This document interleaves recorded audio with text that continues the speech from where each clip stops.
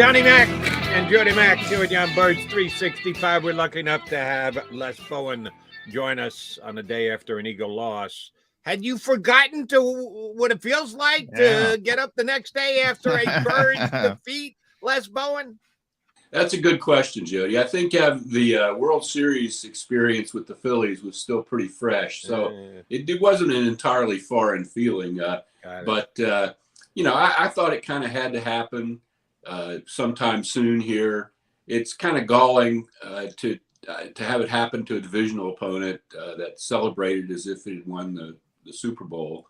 But and an ex-Eagle on the last play of the game. With the great Casey Toohill. All we were missing is a Nate Gary touchdown. Yeah, really. That would have been great. Yeah.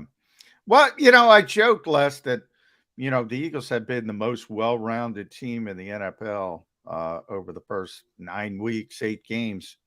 That was an incredibly well-rounded loss as well. I mean, everybody contributed: the offense, defense, special teams. What was your biggest gripe about what went on? Coaching staff as well, I'll throw in there. Wow. Well, that's a tough question. There were a lot. I really thought that they let the game get away from them really in the second quarter. They had that 7-0 lead, then the 14-7 lead.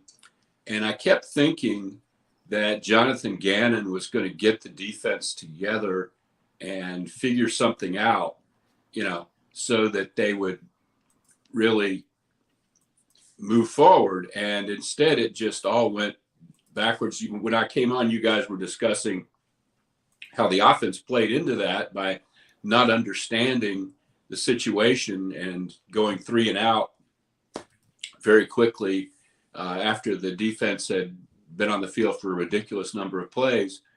Yeah, not getting off the field was my biggest qualm. And everybody says, well, they couldn't stop the run. If you look at the yards per carry, I know 3.1. I've never seen anything quite like that. Yeah. Usually when they can't stop the run, they're getting gashed by big runs. They gave up 3-point-something yards per carry. 3.1, Les. 3.1. But it worked in such a way that even, they've had these kind of sequences before where they'll give up 3 or 4 first downs, and then it'll be like 3rd and 8 or something, and they'll get off the field. Yeah. Last night, the 3rd and 8 would be an 11-yard completion with a guy catching a pass, just standing there all alone and nobody within 10 yards of him. I know they like this soft zone stuff, but it was just everything was wrong. They just had the wrong idea about how they were going to win. They just couldn't synchronize the coverage with the run stopping inability. It was just a total. I would say defensively was my biggest problem, that they did not look like a team that could manage a big stop in a tight situation until late in the game. Yeah, you and I see that similarly, Les. And if you're going to point more of a finger at the defense than the offense, that's going to be a finger pointed at Jonathan Gannon, because just generally speaking, there's a percentage of Eagle fans that don't like the fact that Gannon is not overtly aggressive. He plays his defense and believes in his defense. Well, his defense let him down last night, specifically 2 veteran guys, Pro Bowl level players, and that's Fletcher Cox in the middle of the defensive line and Darius Slay outside on the corner, who got beaten pretty good last night by Terry McLaurin. Is that on Gannon? Or does he just have to have faith in certain guys and go, listen, they're going to either make plays or they're not, and I'm going to live and die with that? Yeah. Does Gannon die because Fletcher Cox and Darius Slay broke through in clunkers last night? Well, that certainly didn't help him any. But I just can't see that was a good plan. Taylor Heineke, I know he made one tremendous throw on a long pass. I think it might have been the only long pass he threw the entire game. While you're playing 15 yards off of receivers against this team, I just couldn't imagine. why you would even line up in a light box after what happened in Houston. I thought Gannon, with 9 days, we saw that they couldn't stop the run very well in Houston without Jordan Davis. I thought Gannon, with 9 days, would figure out a way around that, a workaround, something he could do to make the run a little less porous. And he didn't do anything. It didn't seem to me. They were caught flat-footed. They just didn't. They assumed too much, it seemed to me. So I don't give him any kind of pass for Cox and Slay playing poorly. That's part of coaching, is to get those guys to play well. I'm a little worried about Fletcher Cox. Slay, I'm not. I mean, he just had a bad game. Yep. Fletcher Cox might be done. I mean, he's just not a factor in most of these games, unless he's playing against somebody that really isn't any good. He's invisible out there, and I don't know what's going on with that. If it's really that he can't do it, or if it's motivational. But that's a huge problem for them. When you look at the playoffs and what they're going to be able to do. Even if Jordan Davis comes back and plays well, Fletcher Cox has got to be a good player for the Eagles for them to win a championship. Yeah, Les, and Jody knows, I've been talking about this since the offseason. I the NFL in general, not just the Eagles, by the way they sort of build their defenses, they don't care about the running game until it shows up when it gets cold or late in the season, and you're like, we got to stop the run against this particular back. This team's not built to stop the run. And then you have the domino effect of losing Jordan Davis, which I think is huge. And they won't put 3 linebackers on the field. Yeah. Now people will say, well, they do it with Hassan Reddick. He's not playing. Come on, let's be honest with each other. He's not playing linebacker. He's an edge rusher. So, to me, and especially when you lose Monte Maddox, so you don't have your slot cornerback, why not put Nakobe Dean on the field, take Josiah Scott off the field, and try to at least slow down the bleeding there? Something I think Jim Schwartz would have done. That's my biggest criticism of Jonathan Gannon. It's very structured. You mentioned the coverage, the quarters coverage, the cover 2, cover 6. It's very zone oriented. It's very structured. Sometimes you got to throw a curveball here and there to stop somebody who's really, really effective. I agree. And that Washington offensive line isn't that good that you should be manhandled like that up front. Whether you're built to stop the run or not, it's just not that hard to, you're not playing against an elite back.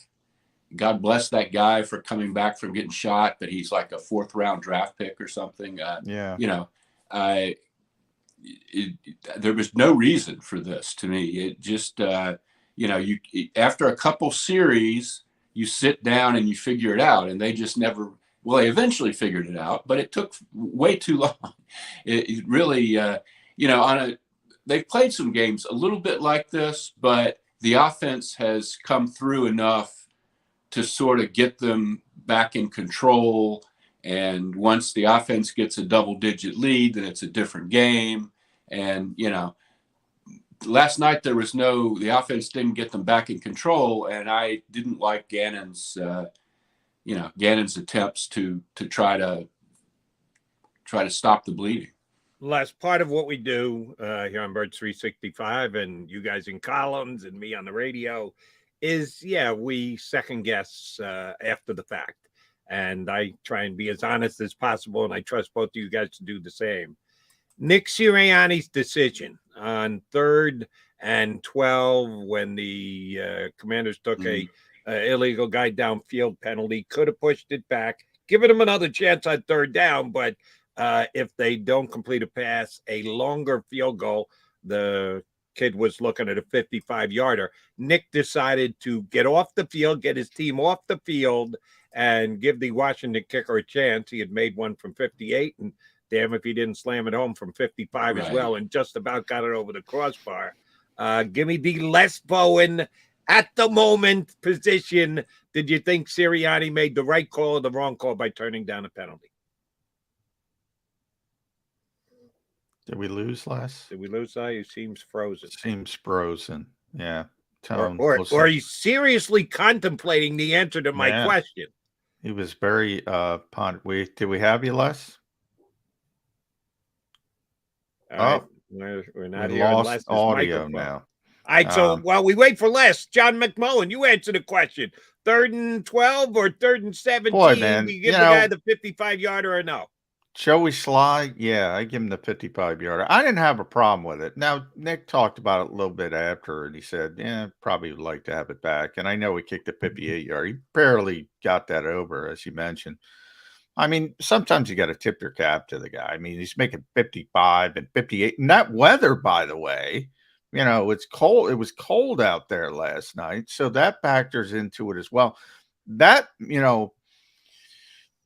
Jake Elliott also says, the link could be a difficult place to kick because of the open end and some of the weird swirls that go in there. So I give Joey Sly a lot of credit for making those 2 kicks. Those are difficult kicks. And again, that's not Justin Tucker. Yeah, I'd roll the dice. Les, you back? Yeah, I'm sorry. I don't know what happened there. I went away. But here's my thing.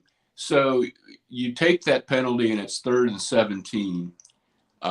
First of all, you're losing more time because they're going to run another play. Yeah, right. Second, the assumption here is that they're going to throw an incomplete pass on 3rd and 17 or get the first down, both of which could happen. The other thing, if I'm Washington, what I try to do is gain about 7, 8, 10 yards.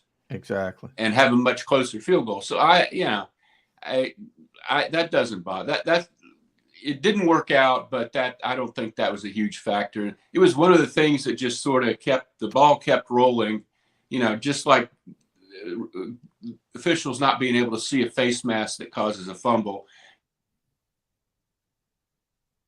Well, we froze up Les again. I think we lost Les again. Well, that's good to know because I thought the same thing. I'm sitting here watching the game and I'm going, when the ball went through the uprights, Sirianni's going to get second guess for this. And I knew I couldn't be one of them because I agreed with the call. Yeah, I had no problem. Give them another shot to get a first down. And the point that Les just made, which I thought was excellent, not enough people put this into the mix.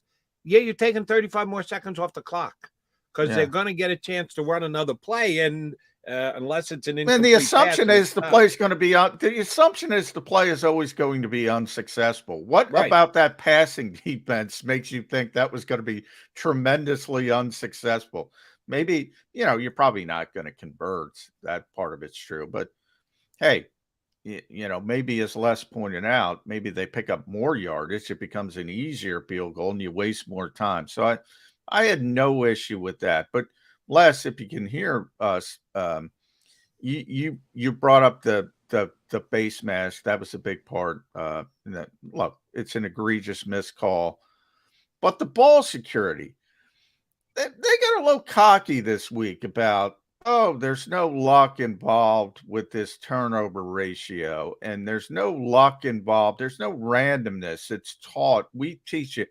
Essentially, we teach it better than anybody else. And here it comes. It bites you in the butt. You got turnovers.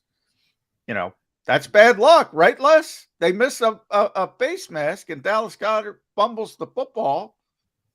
It's bad luck. What else would you call it?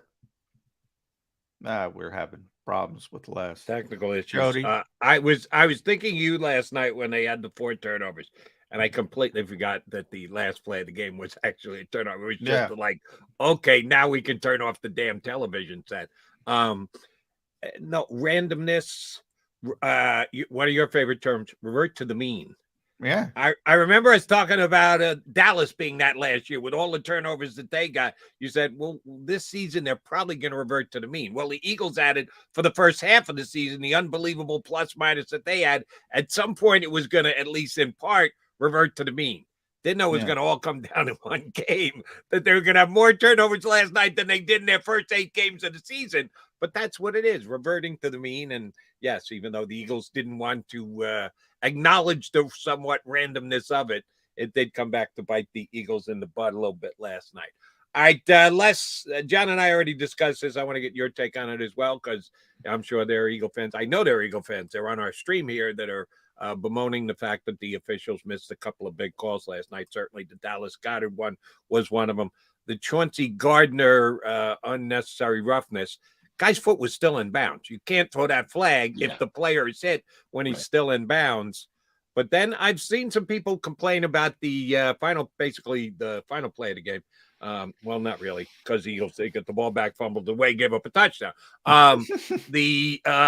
Brandon Graham. Yeah. The unnecessary roughness by Brandon Graham. Now, that was a penalty. He copped to it after the game. I don't know how you look at that and go, oh, you can't throw that flag. Oh, yeah, you can, because it was a penalty, and they had to throw that flag. You can throw that flag. I don't think you have to throw that flag. I think there was a pool reporter. I think it was Zach Berman. Who got an explanation from the referee, who talked about contact to the head and neck injury area. Well, I went back and looked at that. There's no contact to the head and neck area. I think what the referee thought he saw and what Joe Buck kept saying that he thought he saw, it just didn't happen. Graham didn't slam into Taylor Heineke.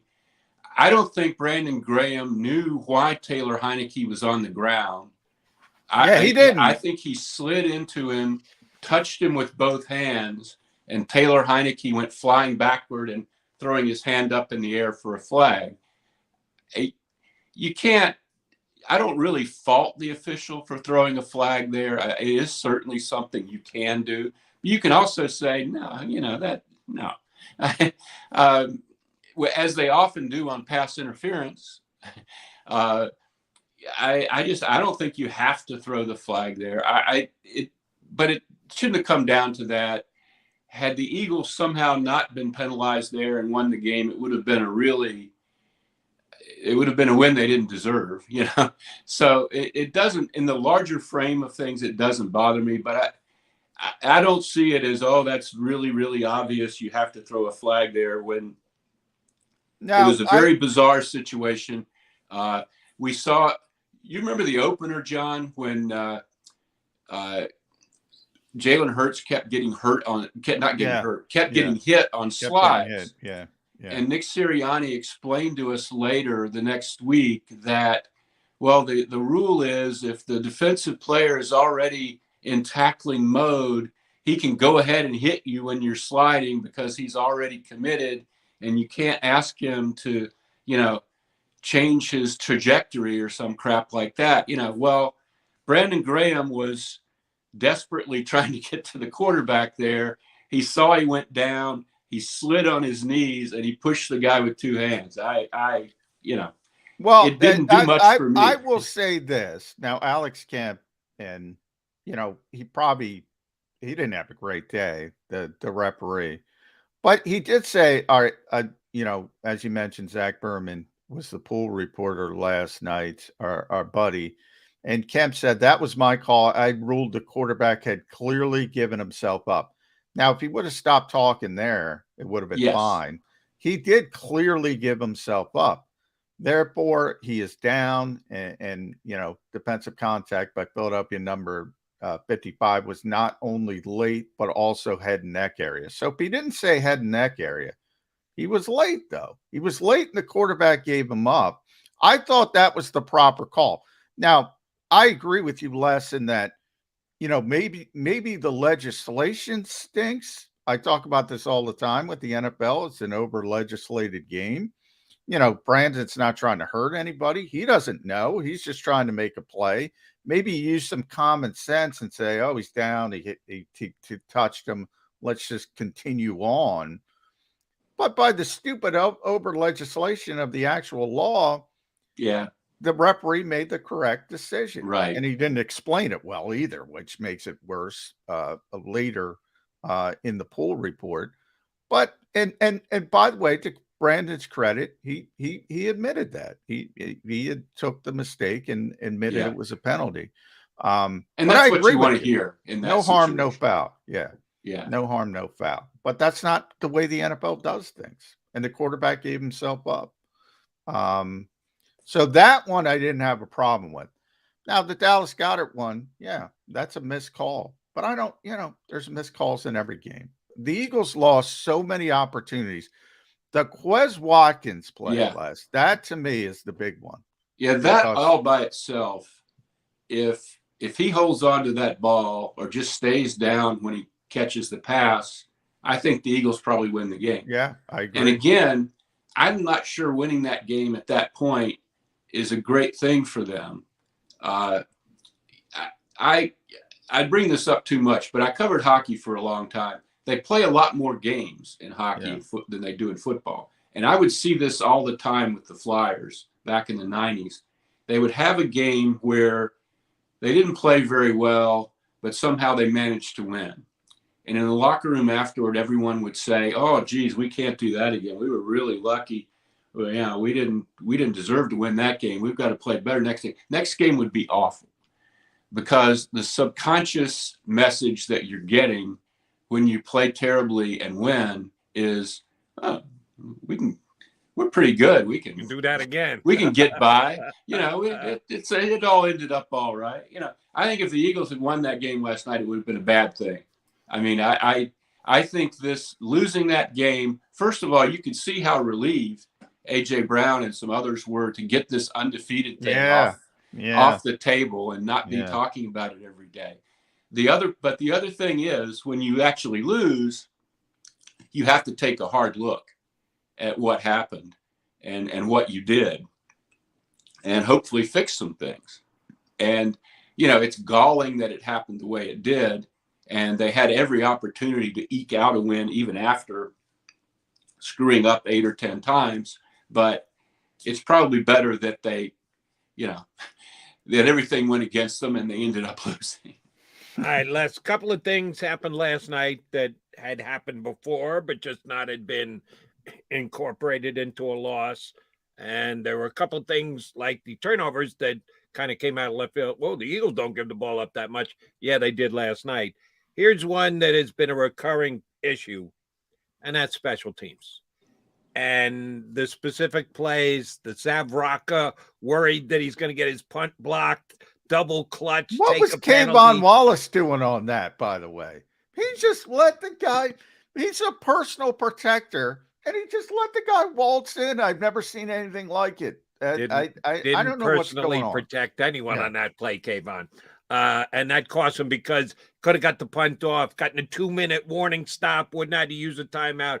We can go through all the steps, but that was a bad play.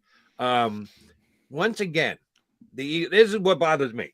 The Eagles never flip the field on special teams. Britton Covey might be the nicest guy in the world, and everybody wants to root for him. He never breaks a tackle. He never makes a guy miss. I fear for Britton Covey's health. He gets destroyed on basically every kick and punt return. There's no blocking. He's not an effective return. I love the kid, but he doesn't look like an NFL player to me. You want to blame the entire special team, John? I'll take your word for it.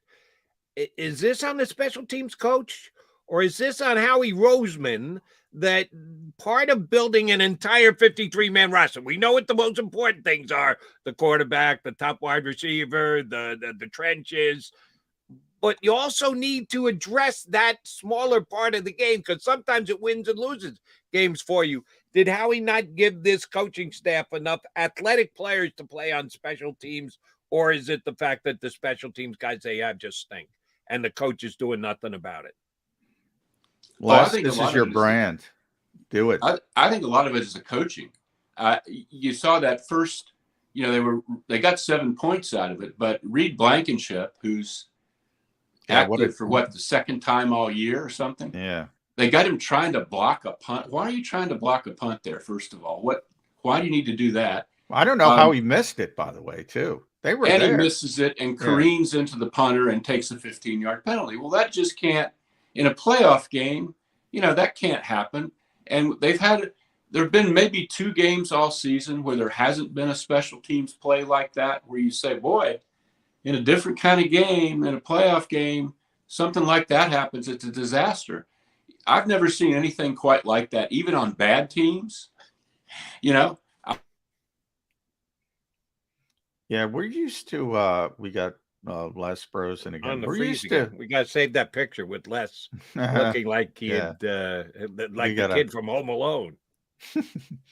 we got Chris Maragos. Philadelphia fans less are used to Chris Maragos and Brian Raymond and special teams players like that. Even Rudy Ford, who, by the way, if you saw him in Green Bay, had a 2 Yeah, a interception couple big game. plays this weekend. He was a heck of a special teams gunner. I don't think they kept a roster spot or 2 specifically for special teams players, and they used to do that. When Dave Phipp was here, when Chip Kelly maybe placed a little bit more value on it. Do you think that's part of the problem? You need special teams specific players. I look at Matthew Slater in New England. I mean, you need special teams specific players. Yeah, I really was surprised at the trade deadline that they didn't do something there. Even if you don't do something at the trade deadline, there's got to be somebody on a practice squad or something, that can help you in this area. We've seen teams do that in the past. It's not that hard to come up with those guys. You just have to commit a couple roster spots to guys that really aren't going to help you. Brian Brayman types that really can't play linebacker. Chris Maragos types that you really don't want to see on the field a whole lot at safety. But they can take control of these units and get people doing the right things, playing heads up. That's the thing. They're not heads up in any way whatsoever. The return game, there's no phase of special teams where they're really heads up. And they don't address it, and they don't really seem to acknowledge publicly that it's a problem. And that does bother me. All right, Les, are the Eagles now screwed because they've got a short work week? Got to come right back on Sunday and face that resurgent Jeff Saturday-led Colts squad. Yeah, Matt Ryan, baby. Matt Ryan. Or did they lose their ability to complain about a short week with last night's effort? Yeah, I think they lost their ability to complain, certainly. But, they're playing a good runner this time.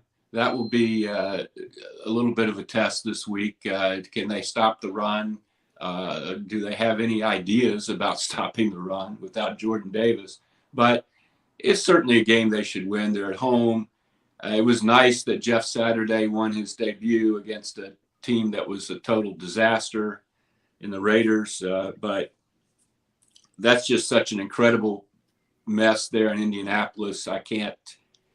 I don't think you could have a much easier way to get back on the horse than Jonathan Taylor, though, Les, 147. He's back. Yeah, that's well, what he ran if you for. can't, if Jonathan Gannon can't figure that out between. No, we lost Les again. Les I again. wanted to ask Les one more thing about, because he had mentioned A.J. Brown. There were a couple guys who were almost relieved that they don't have to deal with the 17-0 thing. And I don't buy that. I got both ends of it. You mentioned AJ. I talked to one player who said similar things, Les, kind of, off the record type things.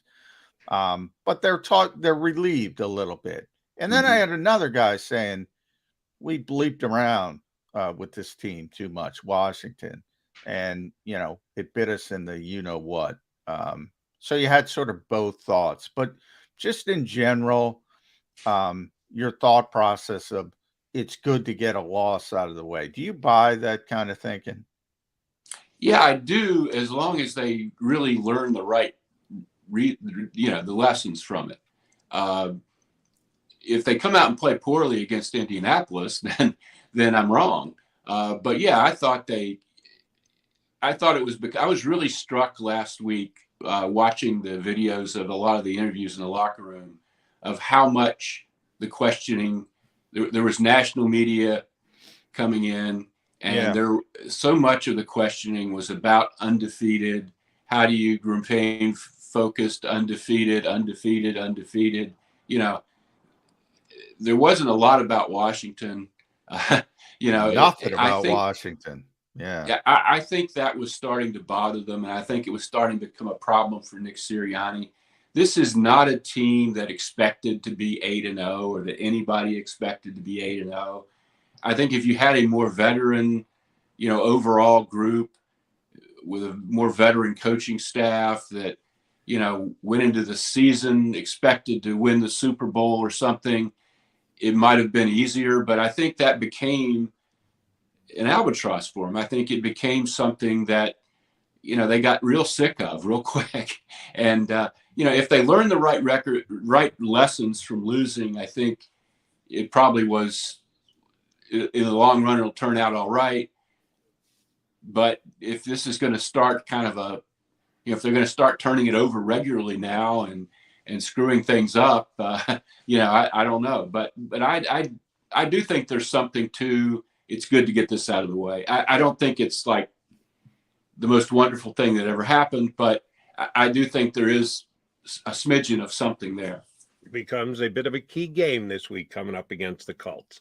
Les, great stuff. We appreciate it. Whenever you jump on, thanks for getting up early with us this week. We'll get you back on in about a month or so from now. Great. Thank you. Thank you, Les.